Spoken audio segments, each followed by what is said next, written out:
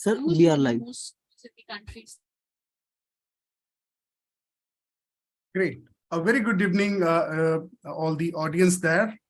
Thank you so much for taking out time and joining us, the Bachelor Design Open House today on the 15th of April. My name is Azad Ali. I am the Director for Admission at Jindal School of Art and Architecture, OP Jindal Global University Institution of Eminence.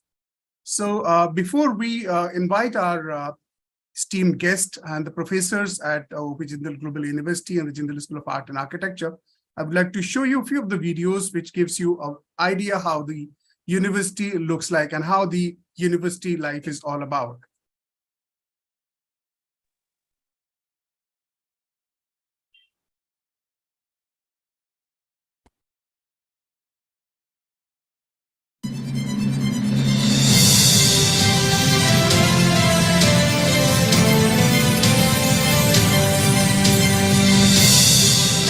OP Jindal Global University was founded in 2009 as a non-profit, multidisciplinary and research-oriented university.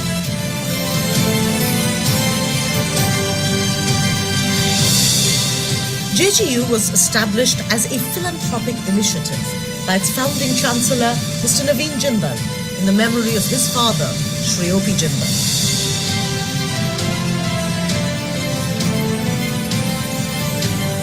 JGU has a phenomenal and unparalleled faculty ratio of 1:9. Schools at OP Jindal Global University cover a wide range of humanities, public policy, journalism, banking, arts, law, psychology, and liberal studies. Thanks to its outstanding faculty members and researchers who've collectively produced 5,000 publications and counting. JGU has laid strong emphasis on creating a world-class university that provides global education with interdisciplinarity across schools and programs. This is supported by JGU's world-class educational infrastructure and resources that are at par with globally recognized standards. The university classrooms, equipment, pedagogy, and overall academic culture conforms to the cutting-edge modernizations in technology and developments in global learning environments for the benefit of our students.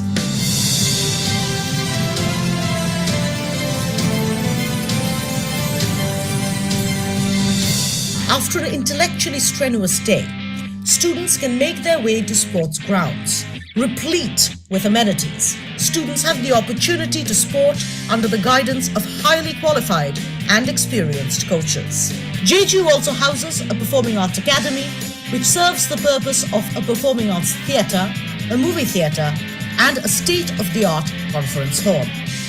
JGU's global library has a collection of over 60,000 print volumes and a globally exhaustive corpus of electronic resources. The university operates a health center that helps students, faculty, and staff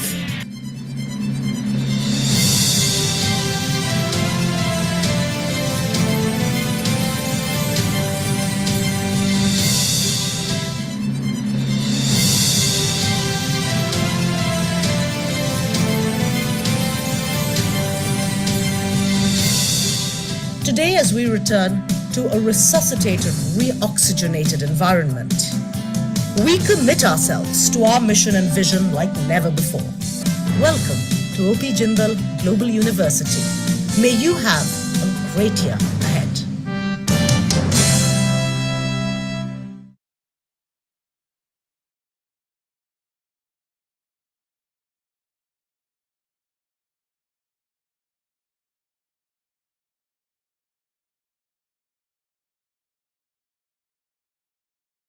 I will be playing one more short video, which will showcasing the university life, the living, the hostel facilities, the food facilities, the dining halls, and few other important part of the university.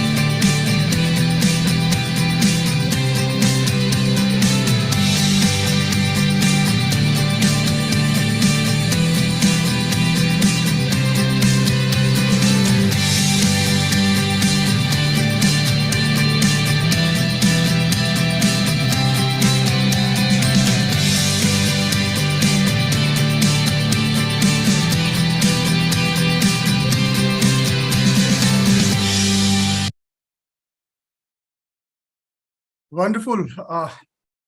This was all about the university introduction and the hostel facilities, the university living. Now this is time that I should welcome all our professors, the academic leadership of Jindal School of Art and Architecture. Before that, I just want to inform you about the agenda of the event today. So in the beginning, I will request Professor Jaideep Chatterjee to introduce himself as Dr. Chatterjee is our Dean of Jindal School of Art and Architecture. So Professor Chatterjee, welcome, sir. Thank you. Good evening, everyone, and good to have all of you here. I hope you all can hear me, and I'm loud and clear on it. So what we have today is a kind of a thing to introduce the design programs to you all, and what we'll do is, but I'll give a first kind of an overall introduction to the school, and then we'll have some of the program coordinators talk about some things. We also have our associate deans for internationalization, for industry interface. They'll also come in and speak a bit. And then we'll probably open up the floor to question and answers, right? So I'm going to try and keep it as short as I can. But, being a faculty member, we like to speak. So pardon us if we talk too much, right? All right. Give me a second while I share my screen. All right. Let's see. Okay, can you see my screen? Yes. I'm sorry, this is just going to take a second. Okay. All right, great. All right. JSAA, which is the Jindal School of Art and Architecture, we like to think of ourselves as India's first interdisciplinary school of the built environment, So when we started the school, and I was part of I was founding dean who started the school, the idea was to really change not only how we think about the built environment, but the way we make the built environment, the way we study the built environment, and the way we talk about the built environment. Of course, the question that you all may be asking is, what is the built environment, right? I mean, you had heard terms art and architecture, but what is the built environment? And why am I calling it built environment constantly, right? Well, a very simple definition, right? A built environment is any environment that is built, that is made.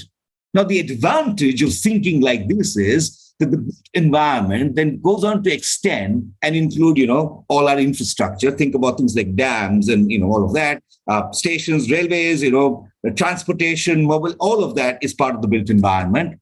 Our factories are part of the built environment, and as our lakes, our ponds, our sort of, parks, things that we make are part of the, our communities are part of the built environment, right? But, so are our streets, our markets, all of that is part of the built environment, right? The village, the rural environment, the fields, all of that is part of the built environment. Our forests in the part of the built environment, but lo and behold, so is all of this virtual environment that you and I are part of. All that is also a part of the built environment. Now, what this does is this way of talking about it rather as the built environment, rather than thinking of it as, architecture or infrastructure or planning and, all of that, and you keep adding things.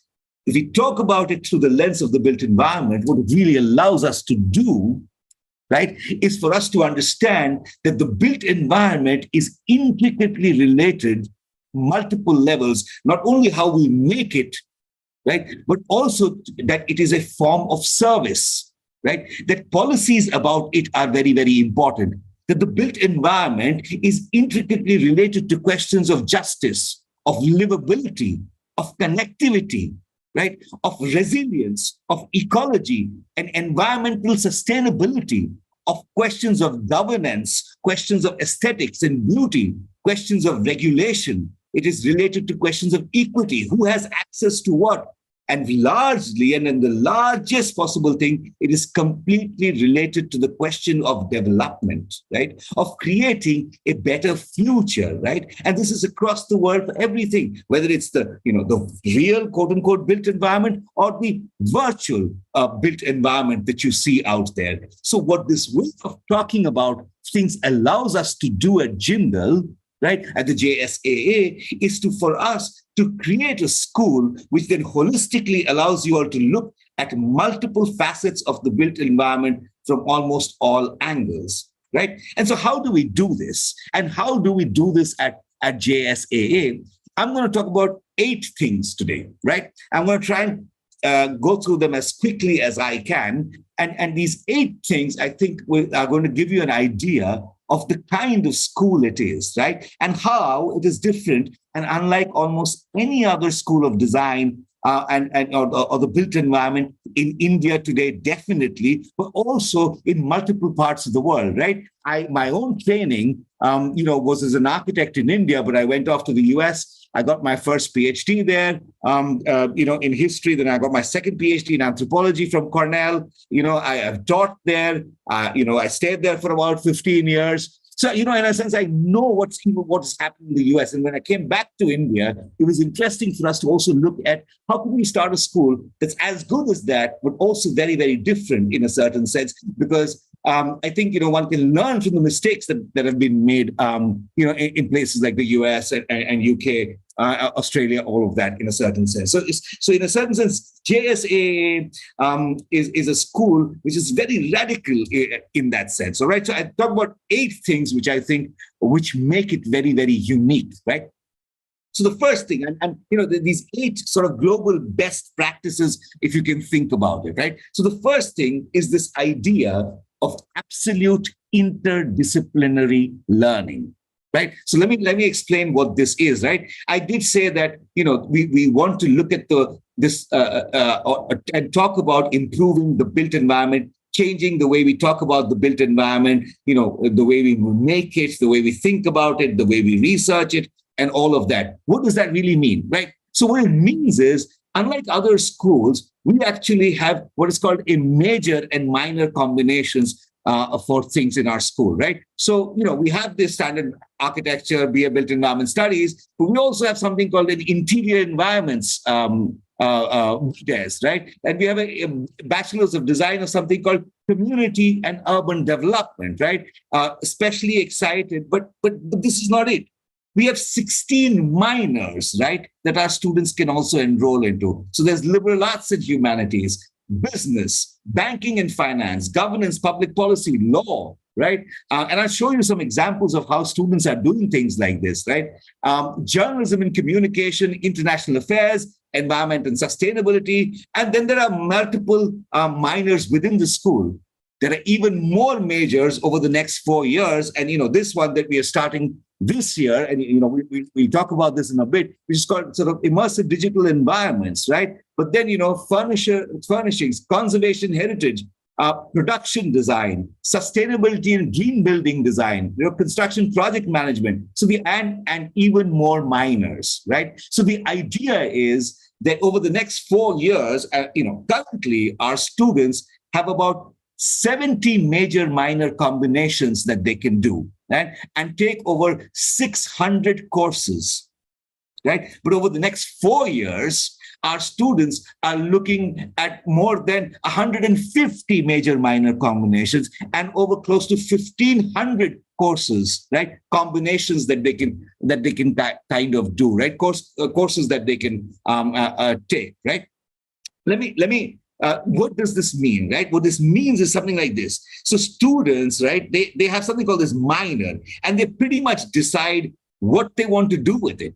Now, let's take, for example, a student who comes in and says, I'm very interested in doing community design. I'm interested in becoming an urban planner. I want to look at planning and I want to look at this. But, today, that's not the only way you can do. You can combine it with Jindal and work on something else too. So you can combine it with, let's say, journalism and media. And suddenly you're not a simple urban designer. You can think of yourself as an experienced designer. You can think of yourself as a strategic planner, right? Or you can think of yourself as an international development officer. Let's look at another kind of a combination. And these are things that our students are doing. They're working on urban planning, right? They're combining it with the government and policy studies. And suddenly the whole different kind of things are getting open to them. So they're not a regular urban planner anymore or an urban designer anymore, right? They're folks who are looking at, again, infrastructure design, right? They're looking at land use planning advising, right? Or they're looking at themselves as development professionals, right?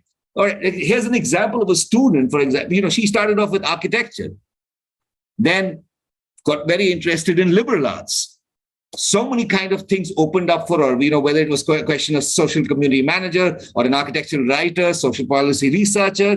And, she ended up choosing to become an architectural writer. And for the longest time, what she's been doing is writing or blogging, right? And you realize how much of a scope this is for an international company called Rethinking the Future, where she's just writing about architecture for all over the world, right?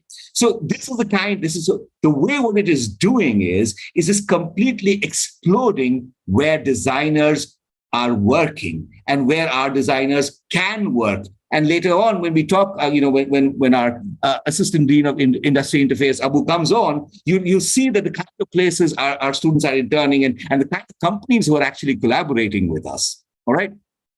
Number two, this is very, very important. And again, something that is unique to JSAA. Now, one of the things that we believe is that each one of the students who comes in, they come in with their own interest. They come in with their own style of learning. They come in with their own pace of learning, right? But then why do we in India for the longest time, have we had a kind of a curriculum where it's one size fits all, right? But that's not how JSAA works. In JSAA, what we do is we tell you what some of your fixed points are.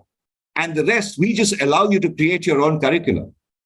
And students pretty much design their own. So they're like, okay, I want to take this course first. I want to take that course next, right? I want to take that course at that year. I want to take that course in this year. And students pretty much design and customize their own curriculum in a certain sense, right? And this is, again, and what it does is you have students from all classes sitting together, working together in projects, because a whole lot of learning is through project learning. So that's the third thing I want to talk about. Right.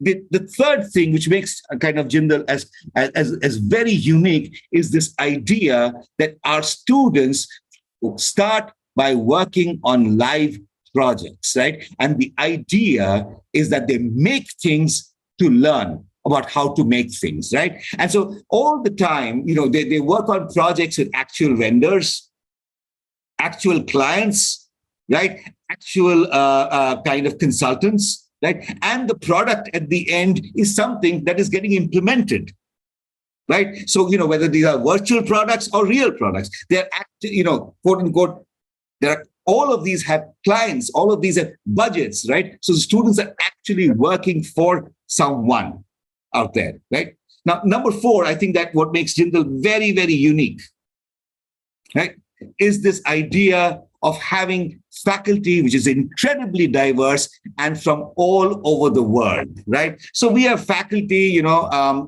we have artists who are a part of our faculty grouping. We have historians who are part of our faculty grouping. We have interior designers who are part of our faculty group. We have urbanists, we have engineers, we have geographers, we have anthropologists, we have conservationists, right?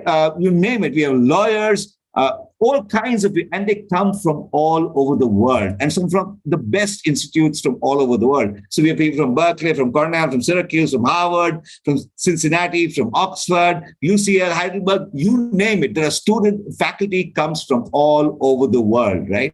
And trained, and it's kind of the highest proportion of faculty which are trained internationally in any school of built environment and design in this country, right? Number five, I think that's very, very important. What we do here is this idea of research, which is integrated into our students' work from day one, right? And our students actually work with our faculty on their research projects, whether it is devising effective air quality monitoring systems, right? Or designing them, or whether it's effectively sort of designing, redesigning toilets for school children, across schools in New Delhi. And in fact, this project now we're going to start working with the National Institute of Urban Affairs for this project to become a national level kind of a thing that our students are working on, right? But it's right from day one, our students work on real on projects and research projects with their faculty, right? In fact, not only that, our students then have started over the last 3 years, something called the International Conference of the Built Environment, where students from all over the world now come together to actually present the kind of work that they are doing, right? So research work, design, all these kind of things, they come and present it. It happened in 2021, it's 2022, then the 2023 is happening in April on the 22nd and 23rd of April. Now, points 6 and 7, I'm not going to talk about because there are others who are going to talk about this, but this is very, very critical to Jindal, is this idea of a seamless integration with the industry, right? So Abu Talha Faruqi, who's our Assistant Dean of Industry Interface, is going to talk about that.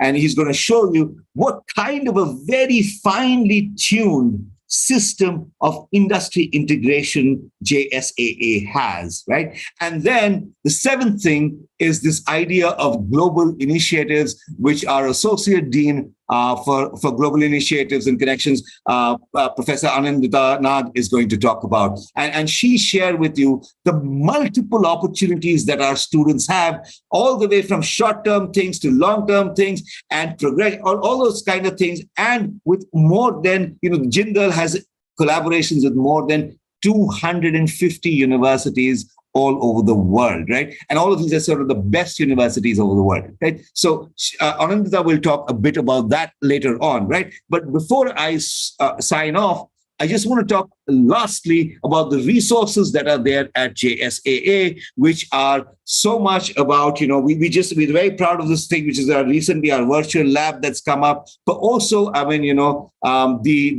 university, which Azad talked about, right? But also our fabrication center, which is this 9,000 square feet of fabrication center, where you can fabricate with almost every material, right? What I'm going to do is I'm going to sign off right now, but I'd encourage those of you who are here to actually follow us on Instagram or on Facebook and go and see the kind of work, go and see images of the school, go and talk to the students, because this is all managed by students and they're very accessible. So I encourage you to go and look at this and see all of this that I was talking about, by your own self, all right? So thank you so much again for being here. And back to you, Azad.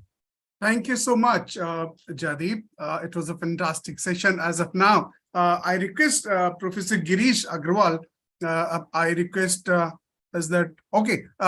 Professor Zai to take the floor and start the presentation. Thank you so much, Zai. Thanks, Azad. Hi, everyone. Good evening. Thank you so much for joining us today. Let me begin by introducing myself. My name is Zai Malpani. I'm actually trained as an architect.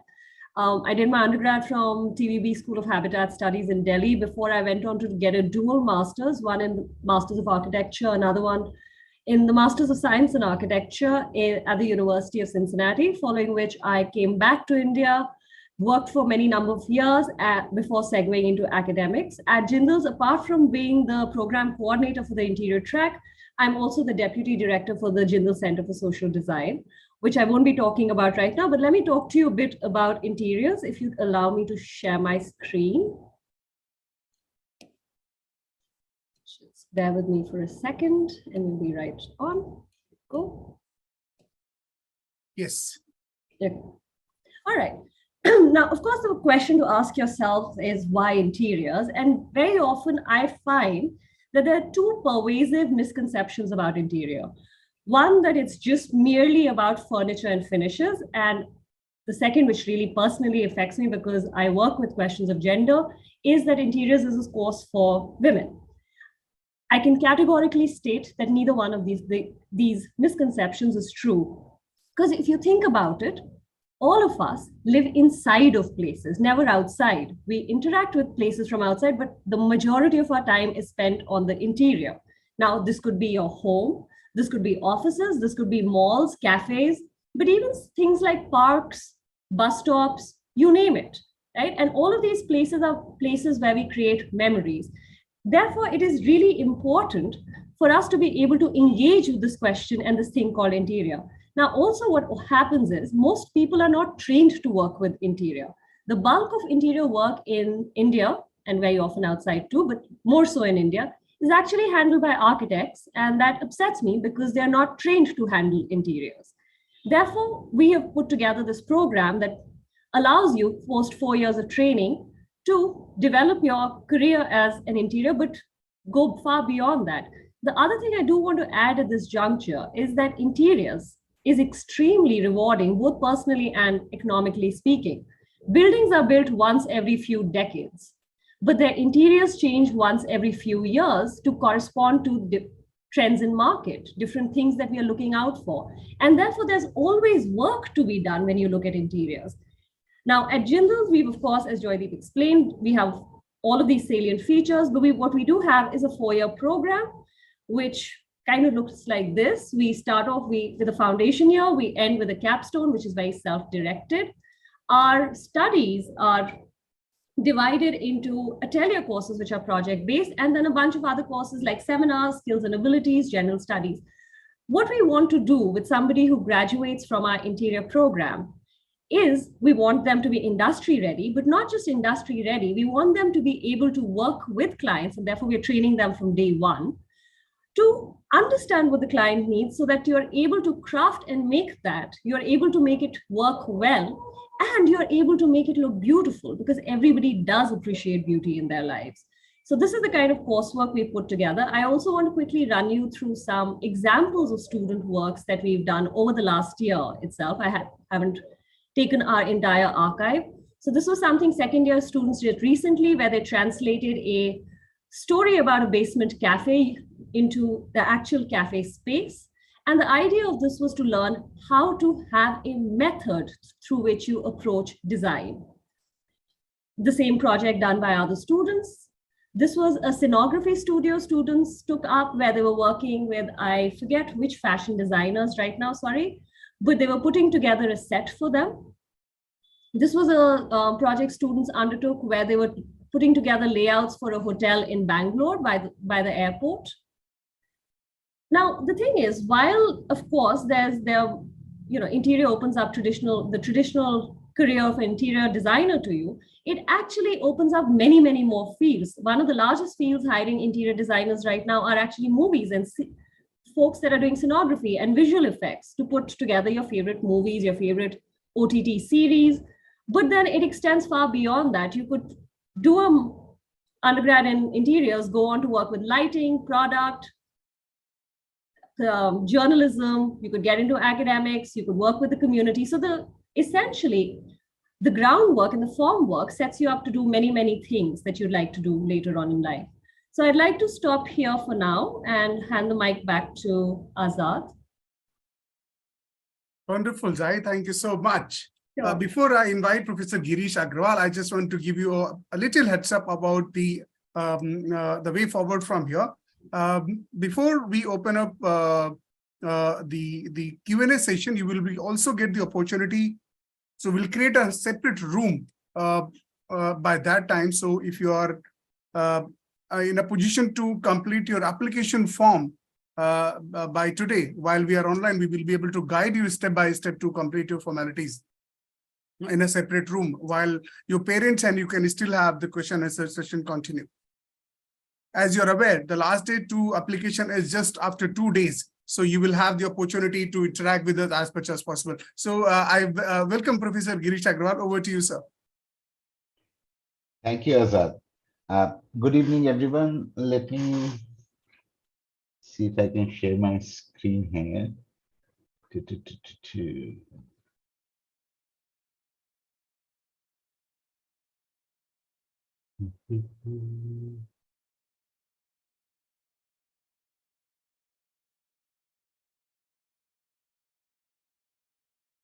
Okay, good. I'm assuming everyone can. Yes, you can just make it full screen. Okay. It takes a couple of seconds. So I'll introduce myself. I'm Girish Agrawal. I'm a professor at the School of Art and Architecture. I also serve as the Vice Dean of Research, and I'm the coordinator for the Community and Urban Development Bachelor of Design program. So my own background is I have a bachelor's in engineering from IIT Delhi. Then I did a master's and a PhD from Purdue in geotechnical engineering. And I taught at Purdue for a year, then went off to California and worked as a consulting engineer for about 10 years.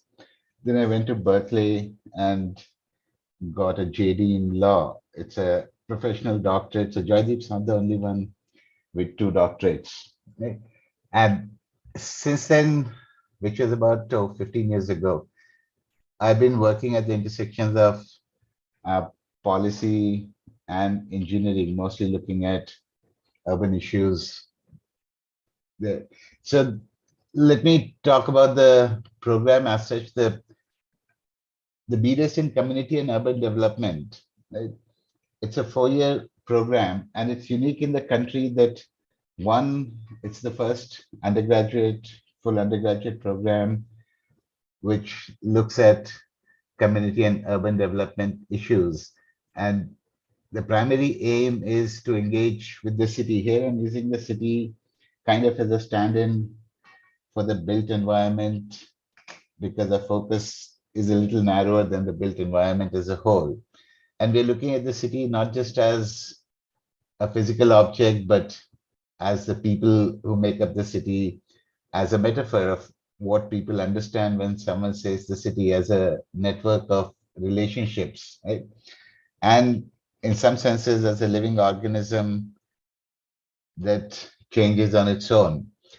So the idea of the community and urban program is that we want you to become somebody who's critical, who's entrepreneurial, and who's industry ready, right? And when we say globally competitive but locally embedded means that when you work in something like community and urban development, right, your focus is going to stay on a particular area or region. That's your local embedment, but your ideas, your understanding is global. And you can, in effect, we hope, can embed yourself locally in any environment around the globe. And of course, as has been said, the faculty that we have engaged with the program comes from a range of universities, some of the best universities around the world, right? Berkeley, Cornell, Harvard, Oxford, Purdue, Politecnico di Milano.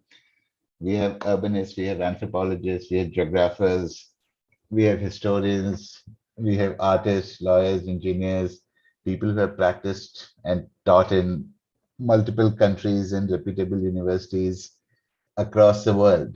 So the way we approach the program is that we're not going to sit in a class and go through readings. Of course, we'll do a whole bunch of that too, but you're going to be constantly engaged with the environment that you're dealing with. It's a think of the city as a workshop. A city is something that's constantly being made and remade. It's not a static thing. Buildings change, routes change, right? New open spaces come up, old open spaces go away. The city is composed as much of the vendors who sell you things, or the people who live in busties, right? The migrants, what their lived experience with the city is. So the city, in a sense, is your workshop, right? It's where you work. It's a working ground. It's your field in many, many senses. A city is what provides learning, right? The city is your place of learning. We engage with community as a whole. We engage with NGOs when we are working in the city. We engage with public bodies. We engage with the public at large, right? We are looking at, like I said, we're looking at the city as an organism as a whole, right? If you go through this program, you learn to look at urban areas as something much more than just a collection of buildings and roads, right? I've highlighted what I call multiple spatialities and temporalities because that is a core understanding that one has to gain, that a city is not just a single thing. Right? There is no single description of the city. Depending on who I am, what I am, the city is different. Depending on time of day, even the city can be different. Right? If I'm a school kid, for me, especially the city is from home to wherever my school is located and points in between, right? Maybe on weekends I go off with the family to visit friends and family, right? My spatial understanding of the city may be limited in some ways, right? Multiple temporalities, right? The city is very different in the morning than it is in the late afternoon, than it is at night, right? So it is not, I'll keep repeating that the city is not a single thing. That is the understanding we hope to give you. Right? The city, like I said, the city is your workshop. It's your lab where you experiment with spatial design, with different kinds of planning, with the social, economic, infrastructural networks, with urban governance, with law, with the idea of sustainability, sustainable development, with different policy regimes that operate in a city, right? So we will train you in various knowledge systems to understand, even anticipate what happens with increasing urbanization, particularly, of course, our focus stays on India, right? Learning, as Jaideep said, to some extent, will be an intermeshing of seminars and studios, right? And you'll do a capstone at the end, which kind of brings together everything you have learned. Right? And all through this, the focus stays on cities and communities. Right? There's a range of major subjects that you're going to get formal training in through the program. Right? Environmental issues, air and water quality, social and spatial analysis, land use, geoinformatics, environmental assessment, energy studies, labor and work, right? Working people who work in the city, who work for the city, are as much a part of the city as anything else. Public health in the city. What will you do when you graduate from a program like this? Right? My response to that usually is, what is it that you cannot do? You can do anything that you set your mind to, right? You will have the basic training, and in some areas, in some detail, you'll have the skills to work as a planner, right? Work with architects, work, if you are so inclined, work in real estate, work as a developer. You could work for any range of government entities, right? You can work as a city planner with the government. You can work as an urban designer in at the state level, at the city level, even at the national level. You can go into education, you can go into public health, law. You could take minors, as Joydeep mentioned, to get specific focus in certain areas. Right? So you could become an expert in road safety. You could look at urban transport, air quality. The opportunities in that sense are endless. Right? It's essentially what you make of yourself in the 4 years and afterwards. If you feel up to it, you can go on to a range of master's and doctoral programs. Right? We will facilitate you going to some of the best universities around the globe. You could study architecture, you could study urban studies and planning, you could become a policy maven, right? You could go into ecology and environment studies, you could become an urban designer, landscape designer, you could go into construction management, right? It's open-ended all the way, right? I will end there. If anybody has any questions, like Ali said, hold them until the end of the session. Thank you. Absolutely. Absolutely. Thank you. Thank you so much, Professor Girish. Moving forward, I request Professor Jaideep Chatterjee to launch and introduce the Immersive Digital Environment Program at Jindal School of Art and Architecture. So over to you, Professor. Thanks, Azad.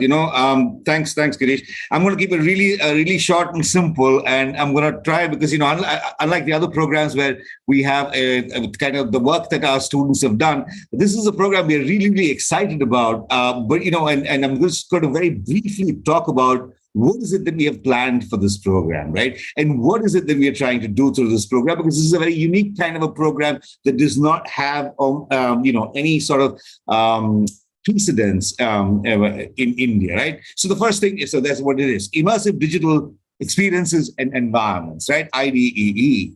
Okay. Welcome to the desert of the real. And that's how I like to think of it. I don't know if any of you know where this line is from. 2 points to you. We'll give you a little bit of a scholarship. If anybody can turn around and tell me where this line is from. And you've got a little bit of time while I keep speaking. No, you can't Google it, okay? You've got to say it without Googling it, where is this line from in any case? All right, so what is immersive experience,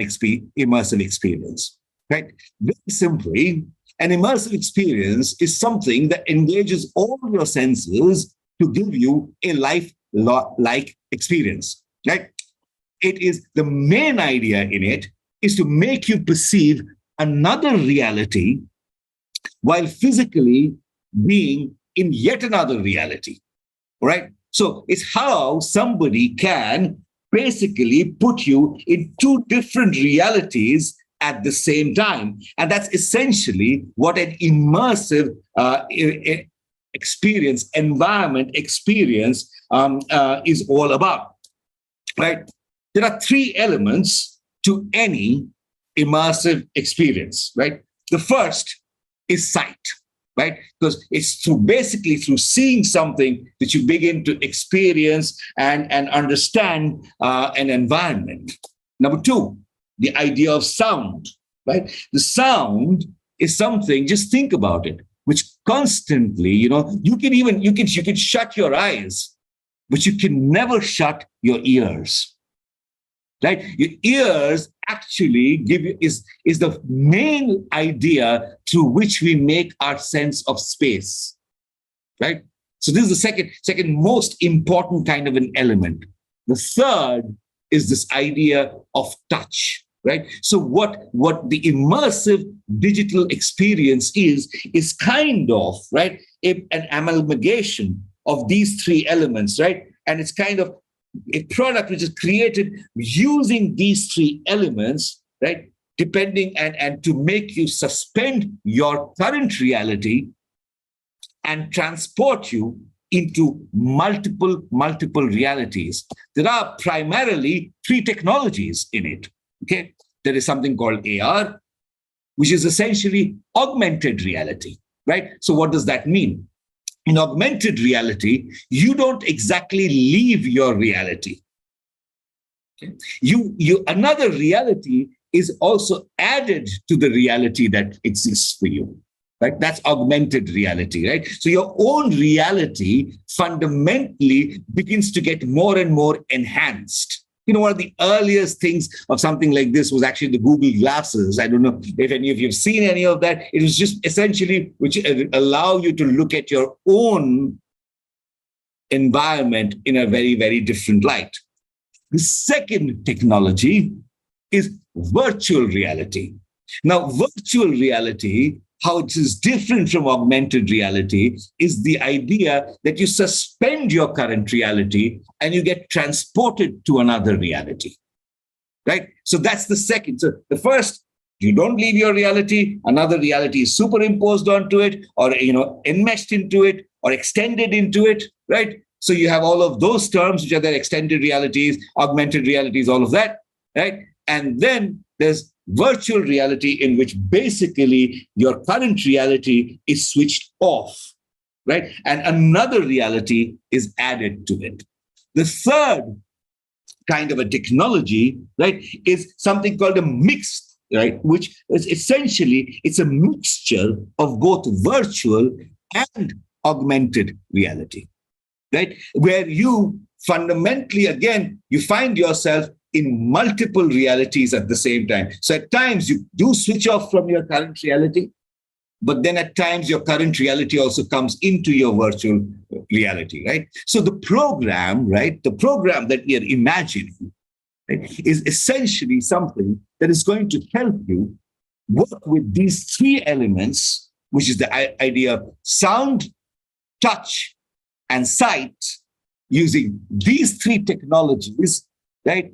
And help you to become a designer, which is fundamentally going to produce different kinds of reality and environments, right?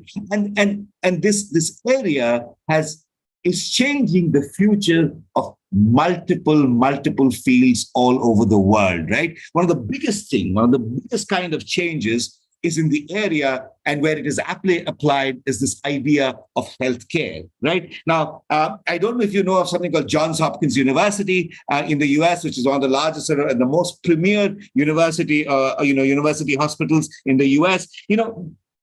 Surgeons are now constantly using VR technology, right, to essentially not only learn about their surgeries, but also how do you plan surgeries, right? So instead of actually cutting open a person and going, oh, I made a mistake, they're performing all of these on virtual business, right? Physiotherapy, that's another place, right? Mental therapy, right? For those who are de-addiction ideas, right? All of these are areas in which, virtual reality, augmented reality, all of these are incredibly in vogue, right?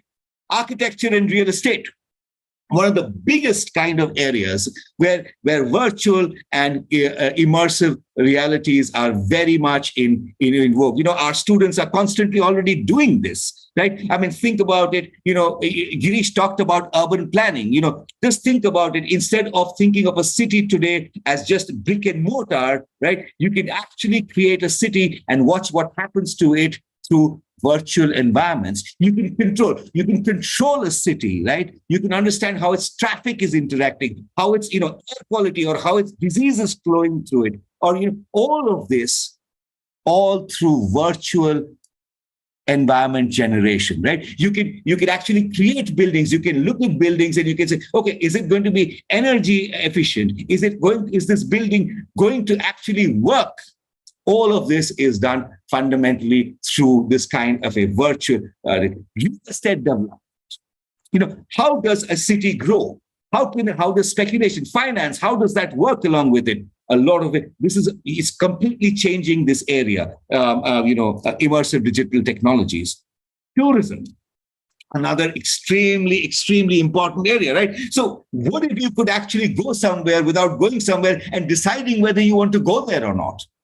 Right? Today, virtual and immersive environments are fundamentally changing how we understand what is it to visit somewhere, right? I mean, you can go and actually look at Marriott, you can go and look at Shangri-La, the hotels, and how they're allowing their customers to use VR headsets and really travel and experience their hotels from somewhere else, even before getting there, right? Okay.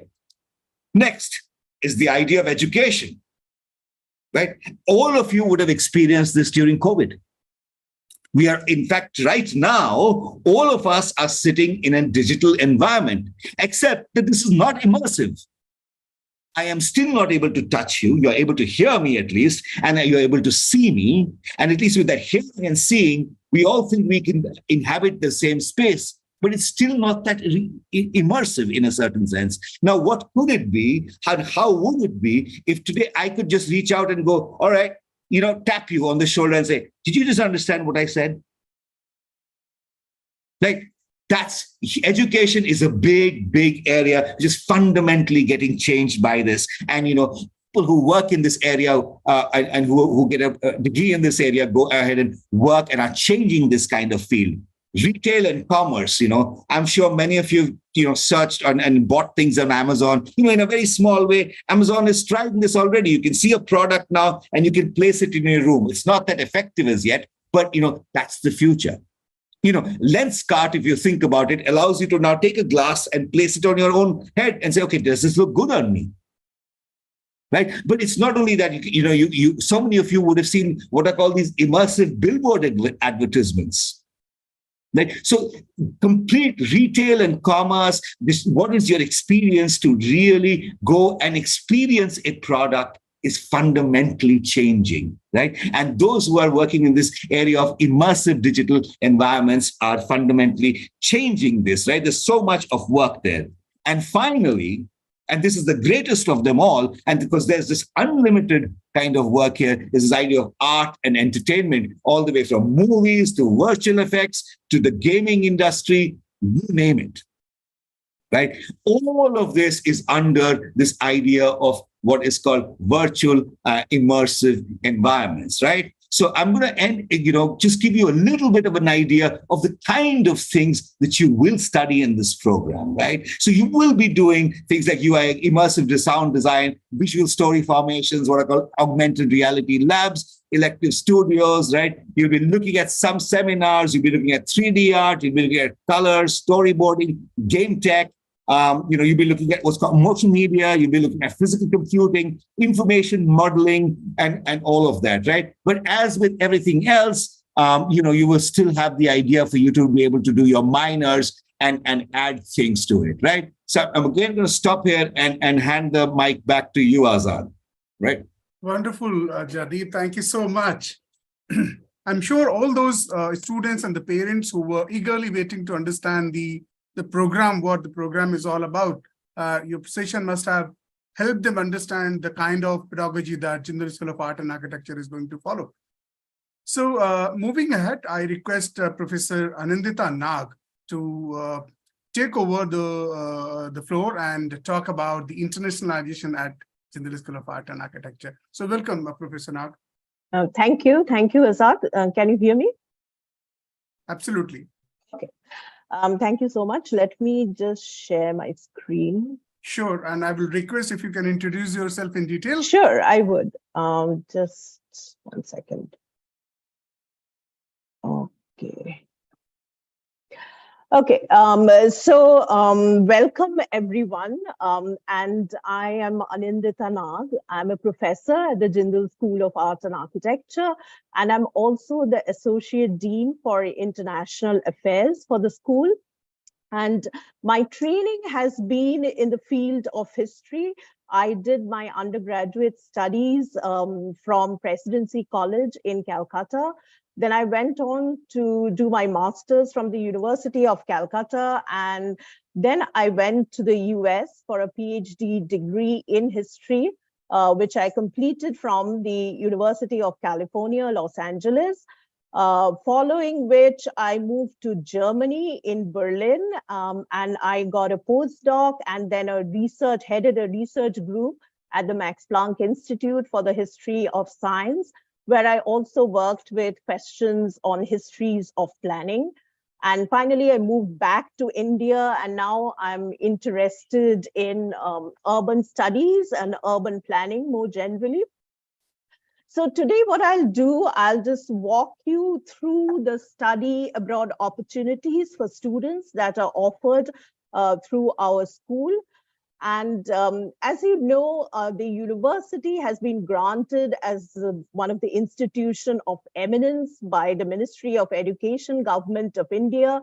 So international research, international teaching has been a priority, not only for the university, but also particularly for the School of Art and Architecture.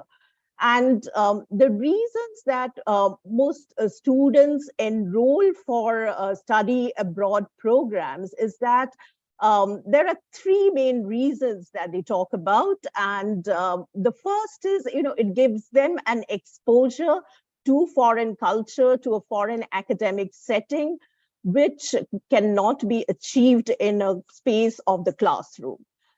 Second, it also kind of gives the student an excellent career growth. It opens up new job opportunities for the students. And finally, the students also can earn credits and grades towards their degrees at the JSAA. So there are three types of study abroad program that's being offered at JSAA. The first is a short-term study abroad program, which is a 2-week intensive, very immersive, hands-on experience that the student has. And in the short-term study abroad program, the students spend their summer abroad.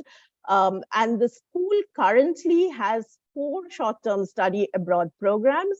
The first is Newcastle University in the UK. We also have a study abroad program with the Inchbald School of Design, a boutique design school in London, and then 2 universities in Canada, Dalhousie University and the University of Calgary. The second type of program that we offer to the students are the semester exchange and semester abroad program. And here, the students earn full semesters worth of credit towards their degree. They spend an entire semester in our partner universities. And this is a very popular, particularly a popular program among the students, because for them, they get an international exposure on their major area of study. And currently, we offer semester exchange program with 4 universities: Dalhousie University in Canada, Newcastle University in UK, University of Virginia in the US, and the University of Calgary in Canada. So JSAA has another very unique program, which is the International Progression Pathway. And what it does, it gives the student the opportunity to spend part of their program in our partner institution abroad. And the mode at which it works, it's a 3+1+2 mode program, which means the students spend 3 years, the first 3 years of their study with JSAA.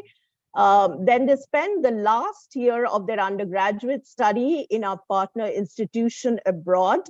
And finally, they move on to the master's program in that same university.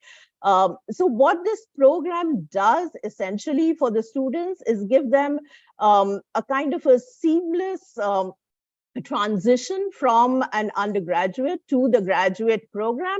And it also is very cost effective for the students. And currently we have international progression pathway programs with 4 universities: University of Adelaide in Australia, Nottingham Trent University in the UK, Dalhousie University in Canada, and the Arizona State University, US.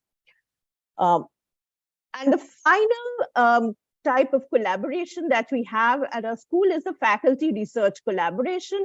And I'm flagging this here because it's also a great opportunity for students, because what happens in these kind of collaboration, faculty from our school and our partner institution come together, and we have a collaborative research projects or co-taught classes and studios where the students also get involved. For example, currently we have a collaboration, a research collaboration with the University of Virginia, where faculty from the University of Virginia and our school are working together on an urban planning project, and students are obviously, they are part of the project as well.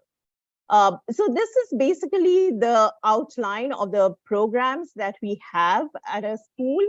And I'll be more than happy to answer any queries or any doubts or any other details about these programs you might have. Thank you, Azad. Thank you, Professor Anandita. Wonderful information about all those who were just eagerly waiting for the kind of international opportunities Jindal School of Art and Architecture provides to our students in all stream. Moving ahead, I request Professor Abu Talha Farooqi to join us and introduce himself as in the detail and talk about our industry outreach and opportunities. Yes, Azad, am I audible? Yes, Can yes, yes. Hi, Thank you. hi everybody.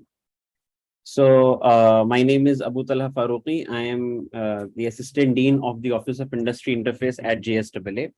And let me just open up my presentation and share my screen with you.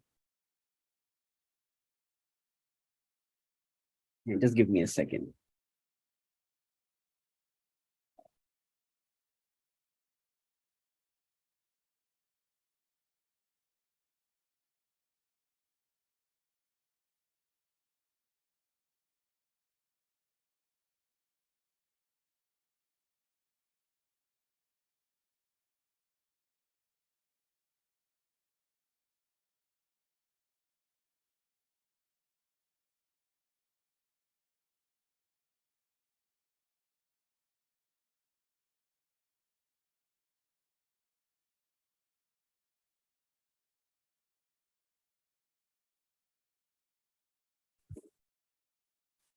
Hello, Abu. Is there any challenge? Yeah, there is some sharing right issue happening. Just trying to. The Zoom has given you access.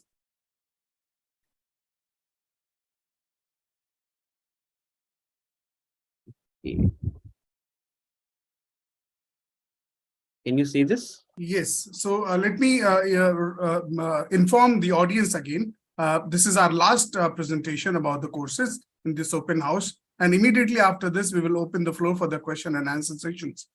So just stay with us for another 5 to 7 more minutes. Thank you, Professor Abu. You may go ahead. Yeah.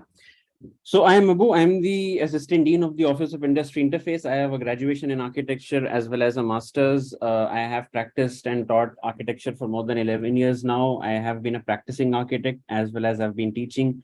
My expertise lies in the domain of sustainable environmental design. I am a Government of India certified master trainer of the Energy Conservation Building Code of India, and I train architects, engineers, and government officials in kind of making energy efficient buildings in India.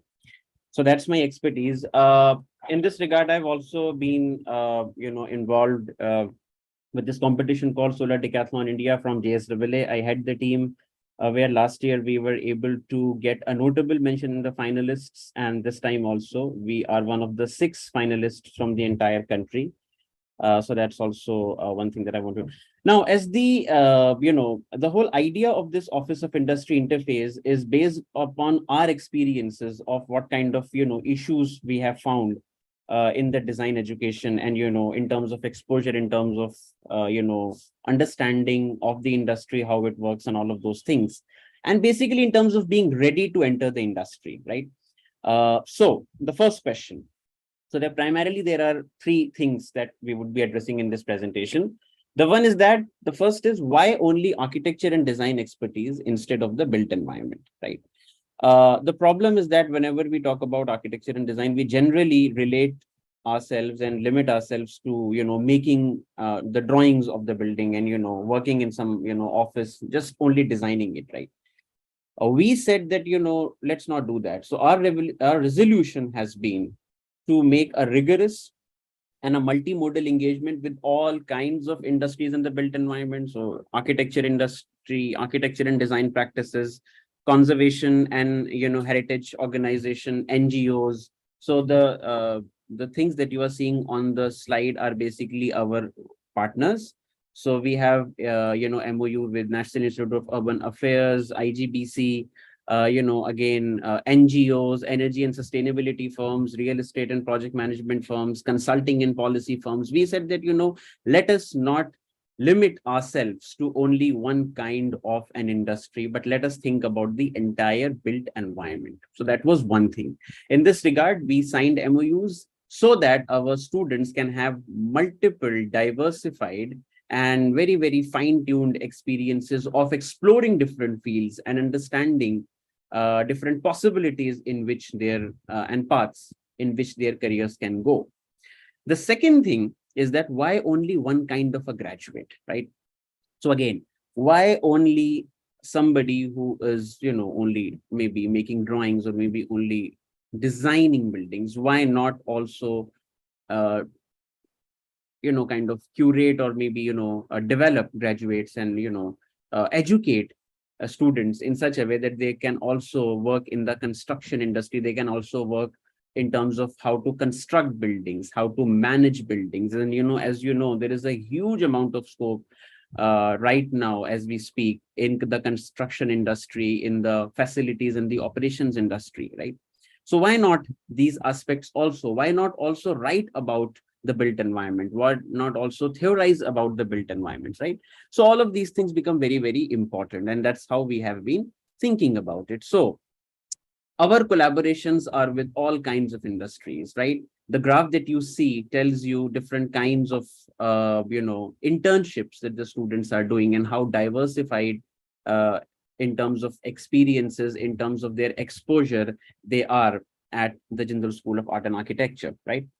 And the third thing, how to fix this lack of exposure to, the practice and the field, right? The whole idea is that by the time a student graduates out of JSAA, the student knows the the path in which her career has to go. They have actually explored different kinds of industries, and they are very informed in terms of the decision that they want to make. If they are going for a job, they have done a considerable amount of work through multiple internships by the time they graduate. So, their hiring prospects also increase, significantly, right? So the first is a very, very curated internship program, the students internship program, right? Where we basically go with a choice-based internship program for the students. So we ask all the students to upload and to create their profiles on the Superset platform. The students have their CVs, they have their portfolios. All the job listings are uploaded on the Superset platform. The students apply, we mediate the entire hiring process, the interview, everything, and then the students get selected, and that's how the whole kind of things happens. So, you would be surprised to know that there are two dedicated offices which are kind of work on this. One is the Jindal School of Art and Architecture Office of Career Services, and the other is the Office of Industry Interface, to ensure that this experience for the student is streamlined, is curated, and is very, very systematic and structured, right? Not just that. So internships are something which are happening in the vacations, but then, how can we again bring the practice and the industry to the school during the, during the semester itself? So we have the student externship program, which we call the Practica projects, where our institutional partners float different kinds of projects that they are working upon. And the students work on these projects during the course of the semester, and they get course credits for it, right? So these are some of the examples of, of the Practica project that the students have been working on. So this is the solar decathlon of the last cycle. This is the solar decathlon of this cycle, where once again, we have been selected as one of the finalists. This is again some examples from the Bulandshahr Legacy project, where the students were working on reviving the cultural historic legacy of Bulandshahr. These are examples of a student who's been working on architectural journalism and writing, right? So different kinds of, experiences.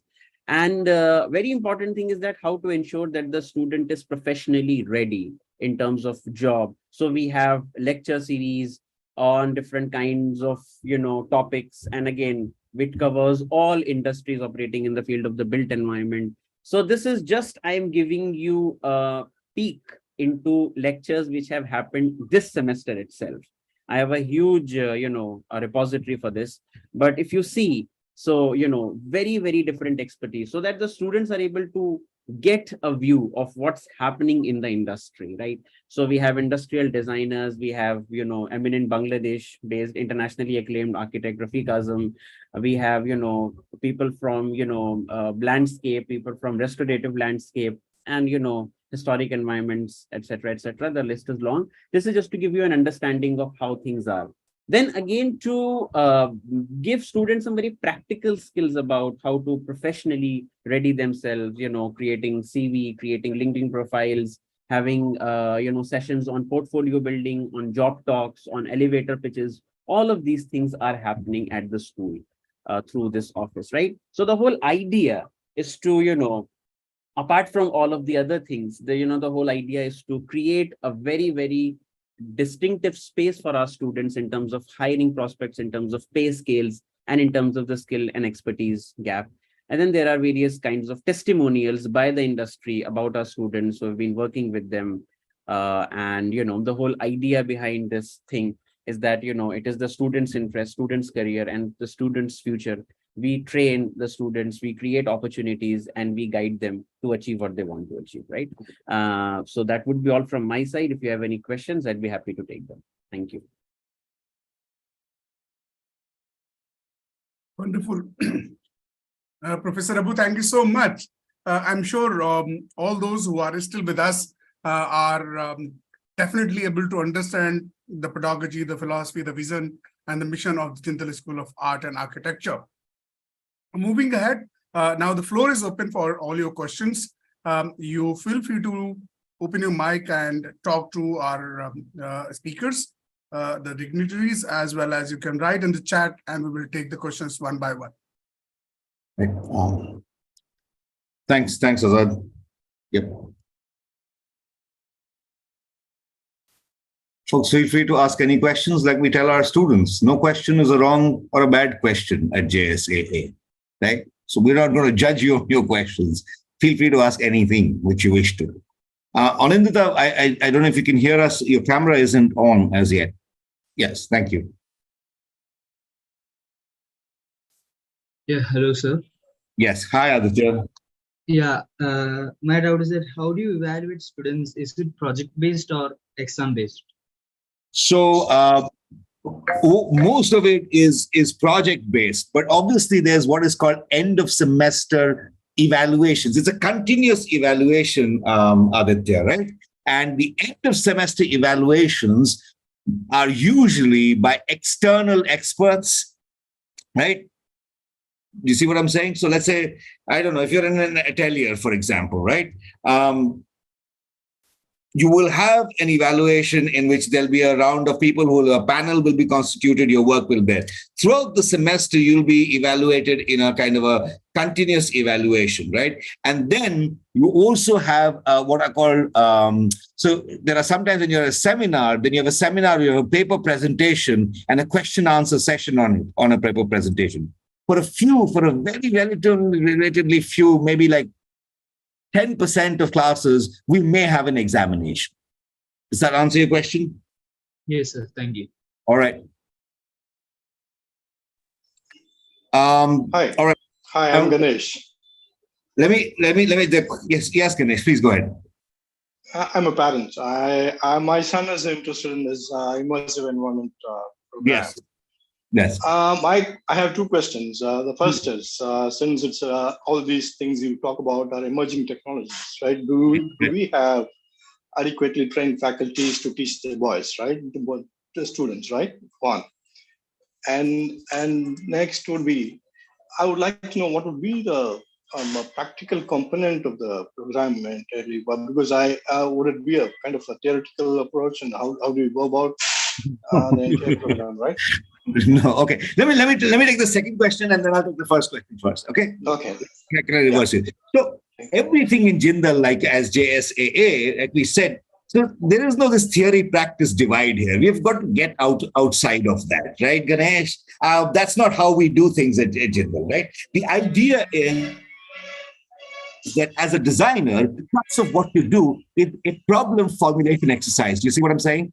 And then you solve that problem, right? And you solve that problem, some answers emerge, and then you realize, oh, I've got to reformulate the problem again, right? And then you come up with more sort of solutions for it. Do you see what I'm saying? Right? Yeah. So design is fundamentally iterative kind of a process, right? It's not like a theory practice kind of thing, right? So that's not really how it works in JSAA at all, right? So that is the part of it. Now, second question that is, now you're absolutely right. A lot of this is a very emerging technology. So what's interesting is, as you've seen, we get faculty from all over the world, right? Right? Amongst everybody you're seeing, none of us, like Girish was in the US for about 20. I mean, Girish is a US citizen. And, he's lived most of his life there. I've lived, the longest time in the United States. Anindita, as you're seeing, was in the United States, as in Germany. But sorry to interrupt, but most of you guys seem to be from architecture. No, I just said I'm an anthropologist. Maybe you missed that. Yeah, maybe. That's right. Right. Okay. And Anindita said she's a historian. Girish is an engineer who's also a lawyer.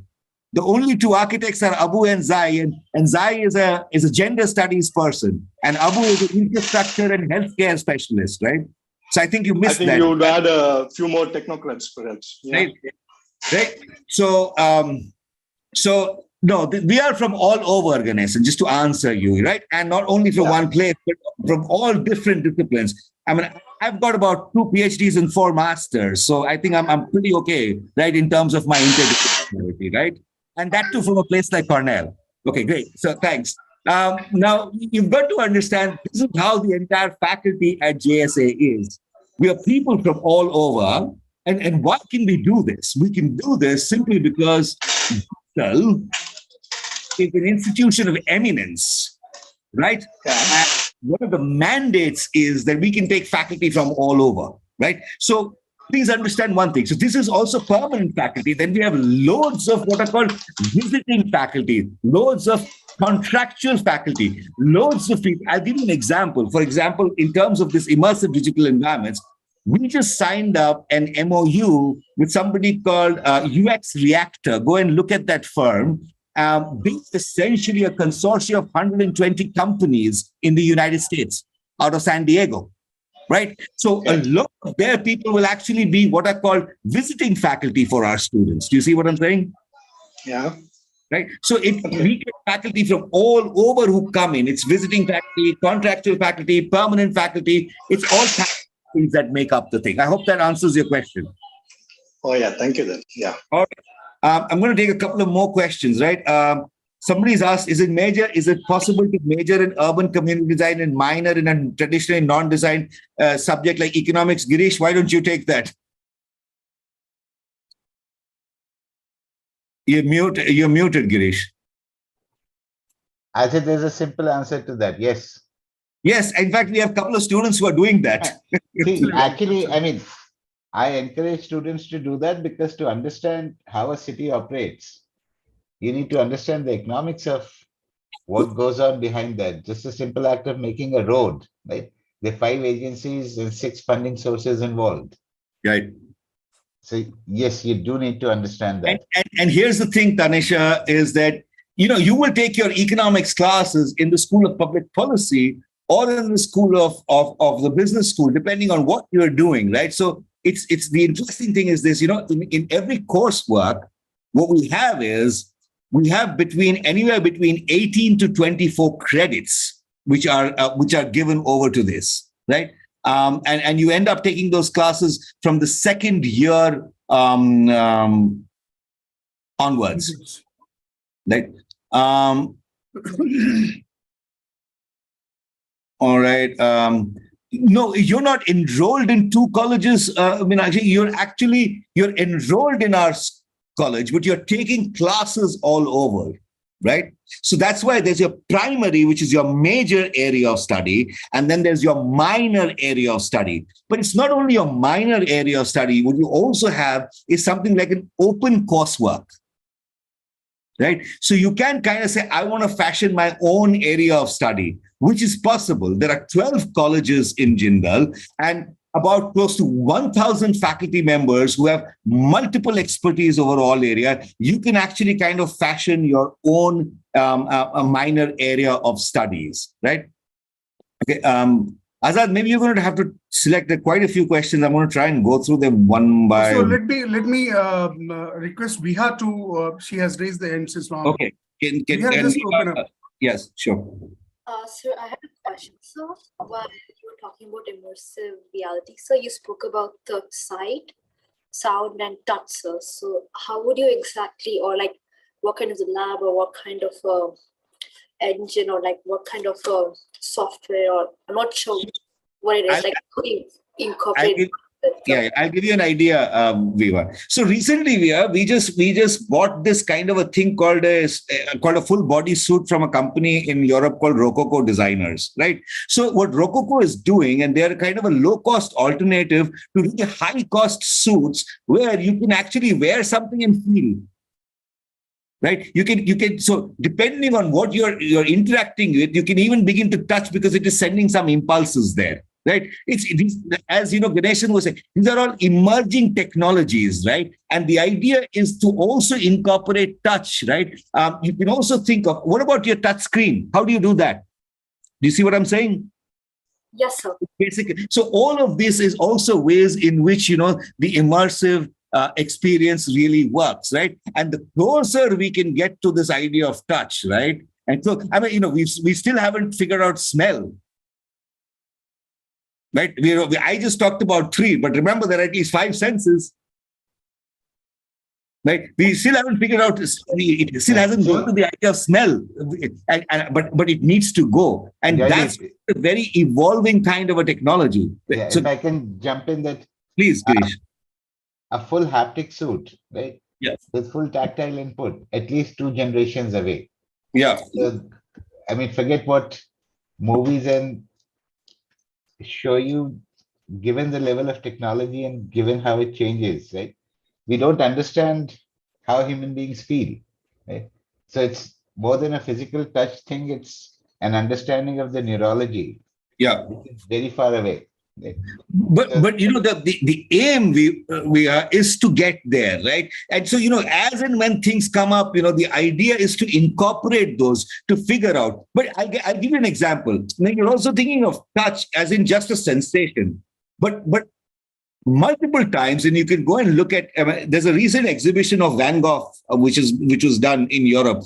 Go take a look at that. It's there on YouTube. It's how you can actually touch, but not using your hands, but using another interface, and suddenly the paintings start interacting with you. Right. So touch only does not mean feel. It also means being able to tap something. Right. It also means being able to interact with it through a digital media going ahead, right? All right. Yes. Great. Before moving, can you just answer a few questions by Bindu and Vedansh? They want to understand about the implications, financial implication in the selection process for the semester exchange. Semester exchange. So, all right. Now, semester exchange, how it works is different. There is semester abroad and there's a semester exchange. Now, in semester exchange, it's usually a one-to-one exchange, right? So let's say a student from, I don't know, Adelaide University comes to us and you go to Adelaide University. In that case, tuition fee is not, is kind of waived off. What you do pay is for room and board there at their prices. Right? Which tuition fee is waived off, right? Semester abroad is not that. In semester abroad, it's just a one-way thing. So you end up paying, the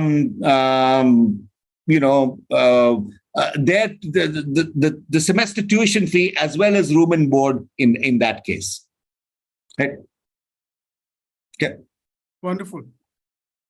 So, Anandita, would you like to comment on the financial implications if somebody is planning to go for a semester abroad or semester exchange in immersive digital environment in future? So the short answer, so I looked at the question. So for immersive digital environments, currently we don't have a semester exchange program only because it's a new program. It will be launched in the fall of 2023, but we are in talks with several universities. We are in the process of signing MOUs. And we are hoping most of these programs, the semester exchange program in this field, will be launched in January of 2024. Wonderful. And the financial implications will be the same, Azad, in that sense. That is not going to change because that's the general model, right? Whether it's a semester exchange or a semester abroad. Right. Wonderful. So, Aaron, you can ask your question, please. Hello, I'm Aaron's mother. Hello. For as long as I can remember, I guess my son has been interested in car designing or automobile designing. Right, so right. I had a talk with Mr. Azad while he gave us an intro about the university. And he suggested that this would be a good course. So I just wanted to know if it would help him in his car designing course in the future, or also if it would widen his horizon and help him, will it be helpful for him? You know, very interestingly, I mean, immersive technologies are getting applied in car design. Yes, very much so. As it's like any product right now, it is getting applied there. So its application will be there. I'm sorry, I'm just going to call you Aaron's mother if you don't mind. Yeah, no problem. I'm Dr. Shrija. Hi, my name is Shrija. Hi, Shrija. Good to enjoy these, right? So Shrija, so here's the thing, Shrija, right? The idea is this, right? The immersive digital program is fundamentally the core of it is creating experiences, right? Creating experiences which are fundamentally, like I said, such that that you are able to experience another reality while being in one reality. Understood, now, an example. is there scope for this in car design? Yes. One of the persons when we were trying to set up this program, and who's part of our sort of collaborator on this, is somebody who works with John Deere. I don't know if you know John Deere, the company which makes tractors, for example, right? So he's a civil engineer, but he's gotten into virtual engineering. He's a mechanical engineer. I apologize, and he's gotten into virtual designing. Why? Because this now enables him to kind of actually just make out all the parts of the tractor without actually having to make them. Do you see what I'm saying? Exactly. I think that was something that my son also explained to me. Most probably, I would be able to do this. Right. So are we going to train him to become a car designer? No. What we're going to train him to become is somebody who's going to, then have to do that, but is going to be a couple of steps ahead of a standard designer. Does that make sense? It does actually. All right.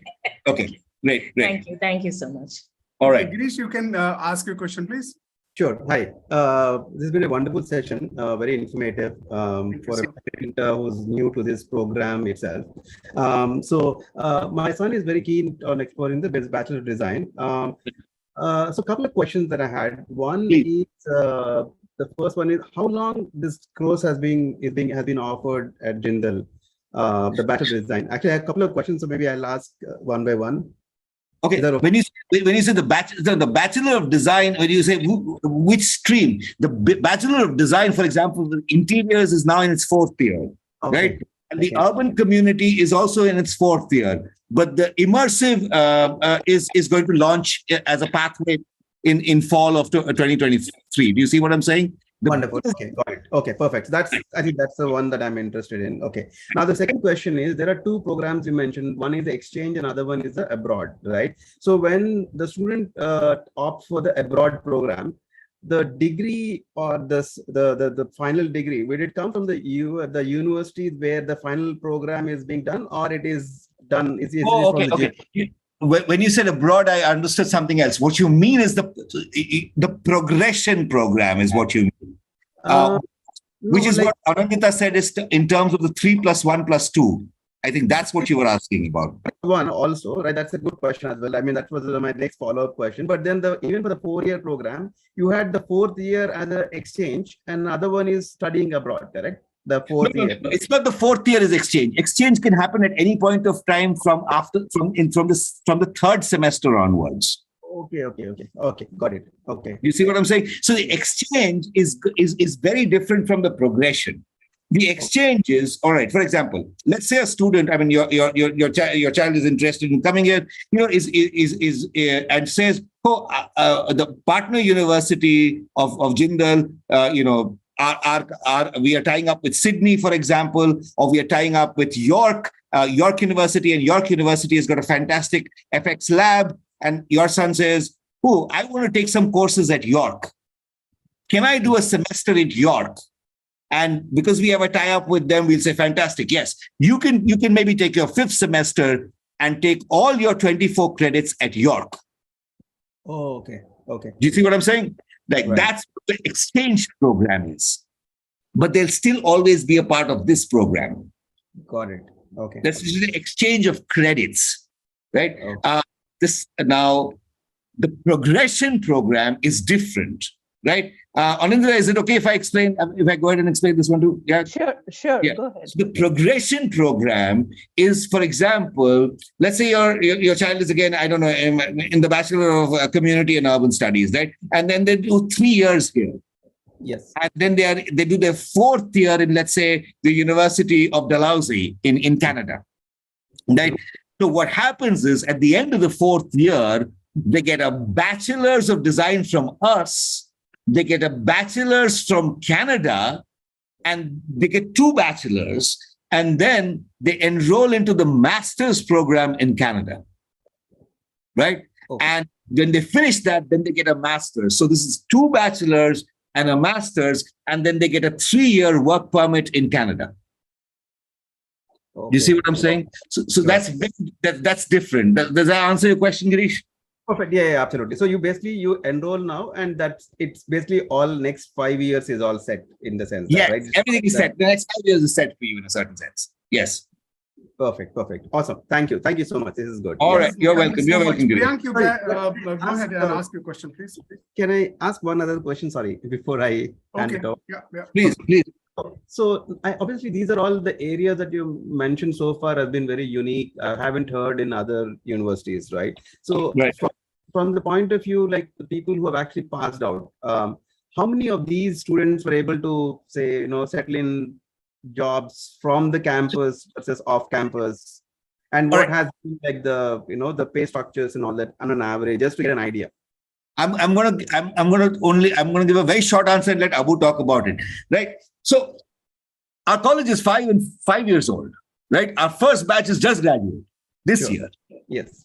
Right. So we'll be able to give you a little bit of a greater idea on that in terms of what they're making a few months down the line. But what Abu can talk about a bit are the kind of places and also the kind of things that they are applying for, right? And the kind of companies that they've already worked with as part of their internship that is there. So Abu, I'm gonna hand it over to you, right? Yeah. So as I told you, as I was actually speaking in my presentation, that the students, like for example, the final year students have had multiple internships in very, very different fields pertaining to their interest and stuff like that. Now, also for the final year graduating batch, we did a very rigorous mapping for their future careers also, where we asked and, got in touch with them that what are their future plans. So many of them have opted for higher education. Many of them want to work in the industry. We are going to help them kind of, achieve that. In terms of in terms of their future career plans, whether they want to go to the industry and whether they want to go for masters. So some of the students want to do masters in history, theory, criticism kind of courses around the built environment, and some of them want to do masters in a very very profession oriented masters. Very, very job oriented masters, very, very industry oriented masters. So we have kind of collected that data, and we are now in the process of kind of helping them and guiding them, in preparing their CVs, in portfolios, their writing samples. All of those kind of things are right now happening. We don't have any kind of a historical data because we are very new, we are very fresh, and the first batch is now going to graduate. Right. The one other thing, let me just add. Girish, did you want to add something? Go ahead. I was just saying that every time I hear this question, my honest answer to this is you don't know what's going to happen 4 to 5 years from now. Right? As a student, or if you're thinking about your child's future, for a 17-year-old, 18-year-old, 4 years is an infinity. Right? I mean, I pointed myself. I have degrees in engineering and law. I don't do engineering. I don't do law, right? And from a professional point of view, I'm perfectly happy. My employers are perfectly happy, right? So what you start out in and what you end up with can be very different. So in a sense, it sounds harsh, but it's a waste of time to talk about placements at the time a child is going into college. You should think about placements, or the child should think about placements when they're a year or so away from graduation. Yeah. Right? At this point, thanks. So a couple of more hands. I just want to quickly add something to it. The other thing I wanted to just say is, and at Jindal, we don't take a lot of students. Our faculty student ratio is 1:9. Our batch strengths are not 400, 500. Every program, for example, immersive digital has what? 15 seats this time. We are not producing people. So, even if you come and ask me, so what Abu is trying to tell you is that each and every person who actually goes there is very hand customized and curated, and they go exactly where they want to, right? So if you ask us how many people have gotten, we don't know. Like one person will make sure we'll go to a top university. One person will go, because we don't take that many students. This kind of coursework this kind of flexibility and all of that we are doing is not possible if you take 500 students per batch. Our class sizes, our faculty is 1:9. We do not have large things like that. I don't know if that also qualifies a few things, but maybe we can move on to the next question. Sure. Ganesh want to know if you can talk about the digital labs, equipment, softwares that are going to be used for the immersive digital environment program. Okay.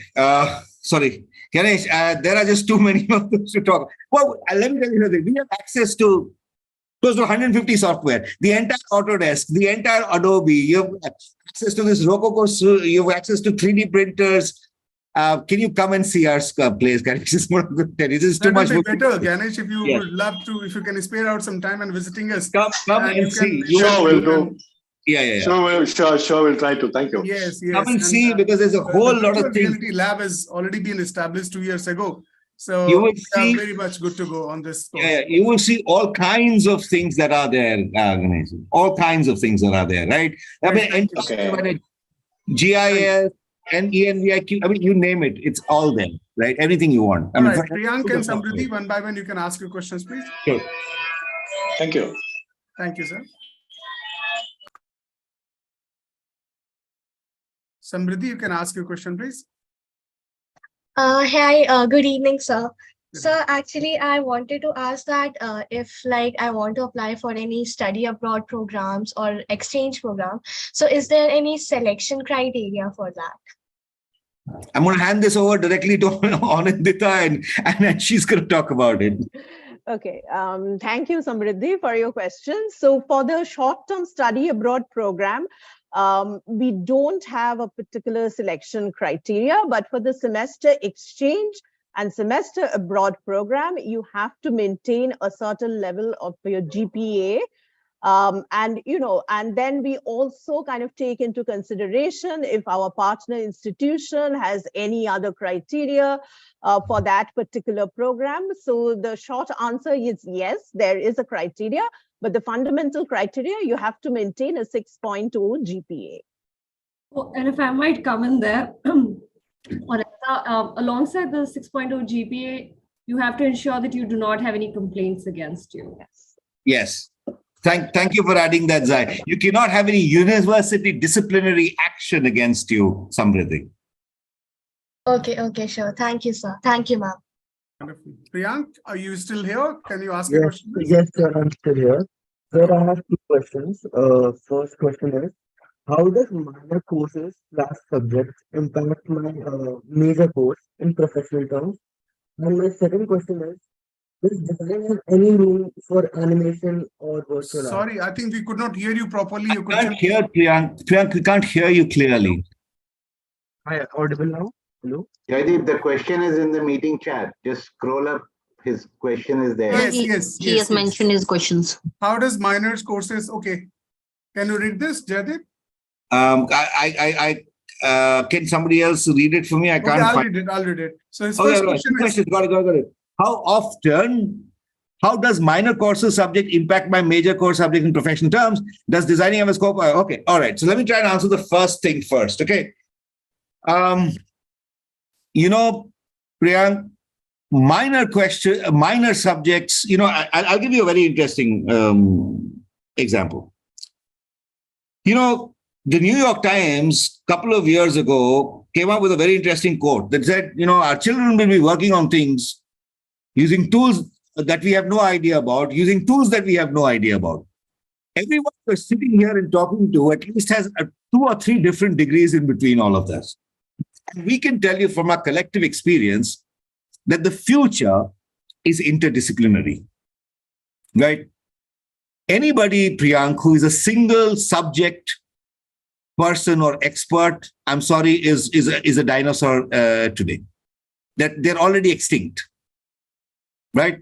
In fact, there's a wonderful book on this. It's called College, A Pathway of Possibilities, written by somebody called Shoykot Majumdar. If you have some time and if you feel like doing some light reading, it's actually a light reading. I assure you, it's not very heavy reading. You can pick up that book. It's a wonderful book, and it will tell you, how the future is very, very interdisciplinary. But, some more concrete examples, Abu, we could. So we have a student, for example. I showed you the example of someone like Astha, who's doing architecture and has decided to also become an architectural writer, kind of thing. But then we can take the example of someone like Aditya, right? Or we can take the example, students who are or Ronak, who are combining design with international affairs, who are combining design with environment and sustainability, and then going and interning with World Wildlife Fund. So what they work, where they work, how they work completely changes, right? Because of having this other interdisciplinary kind of a minor subject. So I would say it is absolutely, absolutely wonderful, the kind of possibilities that, and the kind of professional kind of opportunities it'll open up for you, right?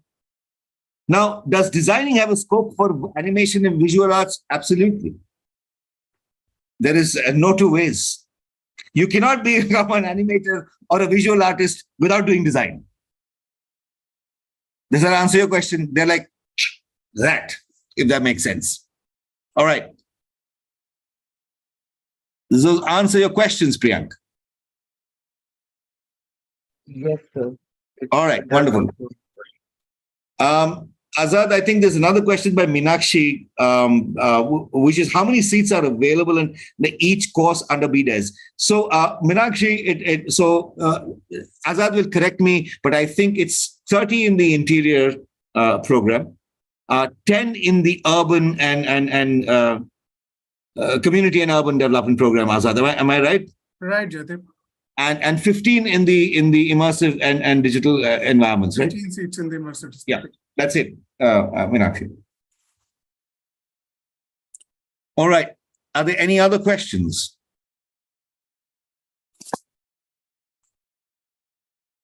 Okay, I think we answered everyone. Sure. So everybody's completely spellbound. No more questions to ask. Fantastic.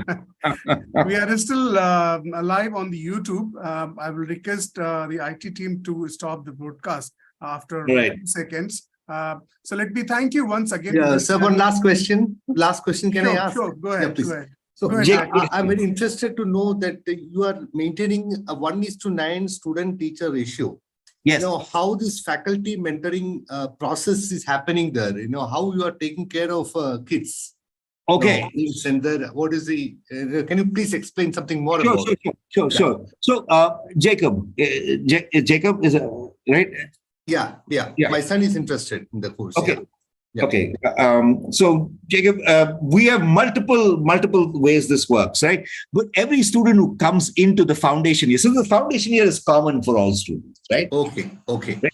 So the foundation year is common for every student who's there. And there's something called a mentor-mentee relation that happens. The mentor, so there's a faculty mentor, and then there's a senior student mentor, which is assigned to a student, right?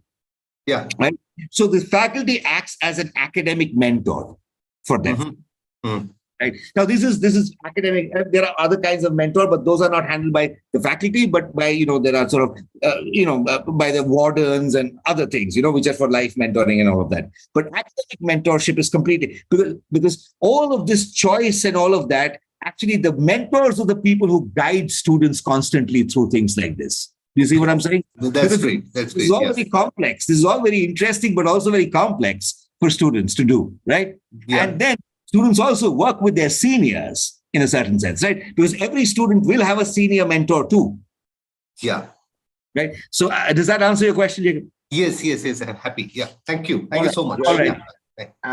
One thing to add to that for Jacob, that one of the reasons the faculty ratio is so high, right? That also allows us to actually know our students. Yeah. So there's formal mentoring and there's this informal mentoring. Like I cannot walk from the front to the back of the building without being stopped by 5 students. That's great. Anything. Yeah. Anything from they're not feeling well to something about some class that I have no connection with. Yeah. Tanisha, the academic year always starts on the 1st of August. But logistical questions about the exams, because we have a fairly complex and involved sort of process of admission? Azad will answer those kind of questions. Can a minor in a course under B design itself when you're already, sorry? Yes, you can. So for example, can you do a minor under BDes? Yes. So we have students who are doing that. So if there's students who are in interior environments can do a minor in immersive environments, or a community and urban person can do a minor in architecture or in interior environments. Yes, that's absolutely possible, Meenakshi. Yes, we have students who do things like that too. Right. So I think that was the last question. Azad? Hope so. Wonderful, everybody. The admissions for the B design is going to be the ending after this entrance exam, which is scheduled on 18th, 19th, and 20th of April. To apply to this entrance examination, you need to complete all the application formalities by night on the 17th of April. All those who are using their UC score, qualified score to directly appear in our interview and the portfolio, the last date to application will be 24th of April. So feel free to connect with us on the numbers that I'm going to provide you here. Jaideep, do you want to say something? This is the last question somebody's asked. I just wanted to answer that. Okay. So the question you asked is, can we switch your minor and major? Let me tell you, you're allowed to switch your major once after your foundation year. Your minor, you have to only declare by your 4th semester. But once you have declared, after your 4th semester, you can't change it. Okay. Now, does it apply to BDes taking minor simultaneously? I don't understand this question, Aaron. It's a phrase. It's not a complete question. Does what apply to B design immersive students too? Taking minor. Can you take 2 minors? Yes, you can. It's possible, if that's what you're asking. No, okay. She wants to know if immersive digital students is also eligible to study another minor in the architecture school. Yes. So an immersive digital student can do a minor in architectural studies, for example. Possible. You see, that's what I'm saying. It's kind of interesting, all the kind of, that's what I meant by saying there are more than, 70, 80 kind of combinations and more than 600, 700 courses from everybody to choose from. We can just go on and on. All right. You're welcome, Ishani.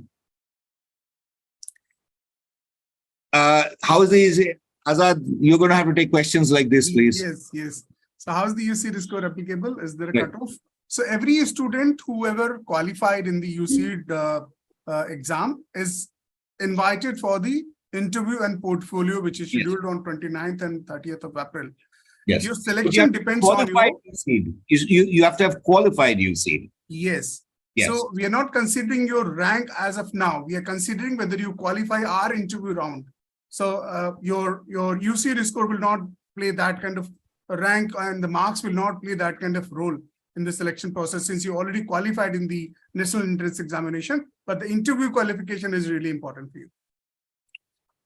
Can you drop the minor? You don't have to select the minor if you want to. You can just let it remain open coursework. Oh, yeah, Zai's answer that. Yes. Thank you, Zai. All right. Wonderful. Can we say good night to everyone? Sorry, we've kept you so long. One thing, if you're, sorry, last Please. thought. All right, wonderful. Minors and courses and this and that. Jindal actually doesn't set a limit on how many credits you can take above and beyond what your course requires. Right. Unlike universities across the world where they'll charge you for extra courses if you want to do them. When I say courses, I mean classes. You can take as many as far as you're the one who's able to deal with them and complete them. Right. What we set is a minimum. We don't set a maximum. For example, in the BDes, you've got to take 24 credits. You can't take less than that. A semester. Sorry, yes. 24 a semester. Right. Okay, wonderful. Ma'am, Aaron's parent, you still have any question? You please. Yes, sir. Sir, a very basic question. What exactly do you mean by credits? You said you have to take. It's a credit hour. Okay, so earning 1 credit hour means having 15 hours of instruction. So every student has to do, in a BDES program, has to do 25 credits in a semester. That's the minimum. So 25 into 15, right? So it's about 375 hours of instruction they have to have in a semester. Okay. Thank you. Thank you so much. You're welcome. Okay. Priyank, do you still have any question? Okay, so let me give you some idea. Before I will still be here for another 10 minutes, but I will say thank you and good night to all our guests here for sparing time on the weekend, and hope their presence and their knowledge and their ideas and the comments and exposure that has been given today is definitely going to help you in entire life. Thank you so much, Professor Jadi, Professor Girish, Professor Zai, Professor Mohit, and Professor Abu and Anandita. Thank you so much. Good night. Thank you so much, everyone. Thank you so much. Hope to see you at JSAA. Take care. Bye-bye. Bye-bye. Thank you. Good night. Thank you, Professor. Ajay, you can stop broadcasting the session, so I can still go